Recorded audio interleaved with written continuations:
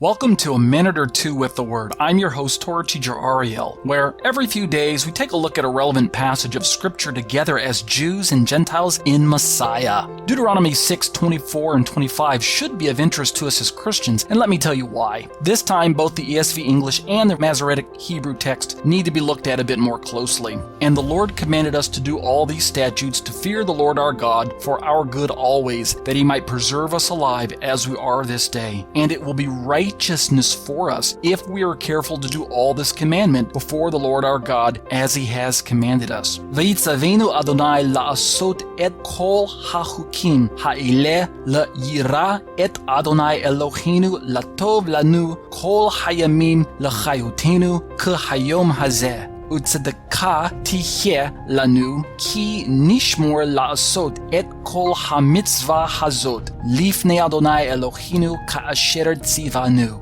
The Hebrew was needed this time because it's helpful to learn how to look past unintentional translation obscurities to better understand some otherwise hidden gems of truth. Examining the Hebrew and/or Greek allows us to perform a more careful exegesis of the text when desired. Plus, exposure to the original words and language has never hurt anyone, right? You guys cool with that? Okay, let's unpack these verses. In verse 24, Moshe tells Israel to fear the Lord and do all the statutes. The Hebrew word for statutes is chukkim, which is functioning as a synonym for the commandment of verse 25. In verse 25, Moshe says that the doing of these will result in righteousness for us. Is Moshe teaching a works-based righteousness? Surprisingly, the straightforward answer is yes. Okay. Let me explain before I get labeled a legalist. The Hebrew word for righteousness here is tzedakah, the same word used to speak of Abraham's salvation experience of Genesis 15:6, which is used by Paul in Romans 4 and Galatians 3. I believe the best way to interpret the righteousness that Moshe is describing here in Deuteronomy is to understand it as practical righteousness, right living, viz. Doing the right thing from God's perspective. Moshe is not saying that if we simply do the commandments of the Torah, that it will result in some sort of eternal salvation. So in closing, we can affirm with certainty